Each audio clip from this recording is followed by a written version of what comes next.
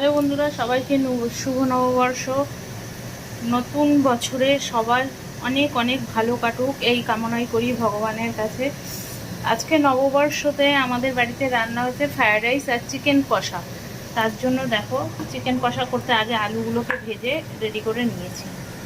তারপরে আজকে আর মিক্সিতে কিছু করব না, পাটায় মশলা বেটেছি। দেখো, রসুন বাটা, আদা বাটা, এই কাঁচা লঙ্কাগুলো, আর এখানে রয়েছে টক দই 1 বাটি, আর এখানে মাংসটা কষানো হচ্ছে। পেঁয়াজের ভেজে তার মধ্যে মাংসটা দিয়ে করে নিয়েছি। এবার একে একে অনেকক্ষণ ধরেই আমি কষাচ্ছি পেঁয়াজের সাথে। এরকম করে করলে পরে মুরগির মাংসে যত জল আছে সব জলগুলো টেনে যায়। এবার একে একে আমি মশলাগুলো দিয়ে দেবো। সবার প্রথমে দিয়ে দিচ্ছি রসুন বাটাটা, পুরো মাংস অনেকটা, তার জন্য এখানে আদা বাটাটা এবার দিয়ে দেবো। আদা বাটা রসুন বাটা দিয়ে এর মধ্যে ভালো করে মিক্সড করে দিয়েছি। এবার এর মধ্যে দিয়ে দেবো ওই ডোবা ডোবা করে লঙ্কাগুলো যে রেখেছি, কাঁচা লঙ্কা। এই কাঁচা লঙ্কাগুলো সবটাই দেবো, নইলে ঝাল আসবে না। তার মধ্যে দিয়ে দেবো এই টক দইটা, 1 বাটি টক দই। একটু টকটকই করবো, গ্রেভিও হবে একটু।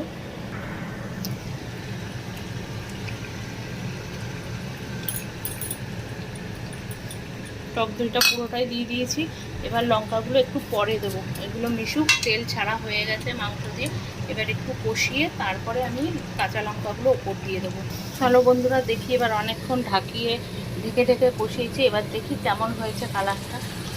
দেখো বন্ধুরা, তেল ছেড়ে দিয়েছে পুরো মাংসটা থেকে, মশলা থেকেও খুব সুন্দর গন্ধ বেরোচ্ছে। এবার এর মধ্যে আমি আলুগুলো দিয়ে তার উপর কাঁচা লঙ্কা দিয়ে দেবো। আলুগুলো এখনই দিয়ে দেবো, কারণ এটা ঝোল হবে না, কষা কষাই হবে, সেই জন্য আলুগুলো দিয়ে এর সাথে একেবারে সাঁতলে নেব।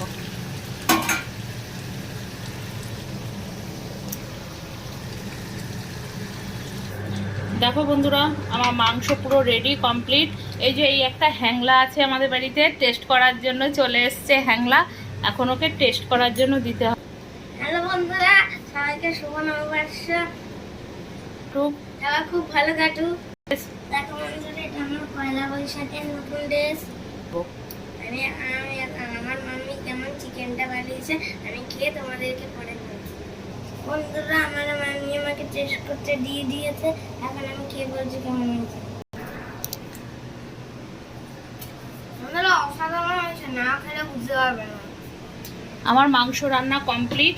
এই যে মাংস রান্না শেষ। এবার আমার ছেলে তো টেস্ট করা আরম্ভই করে দিয়েছে। এবার খাবো, খেয়ে বাদ বাকি পরে ভিডিওটা ছাড়বো। টাটা, সবাই ভালো থেকো।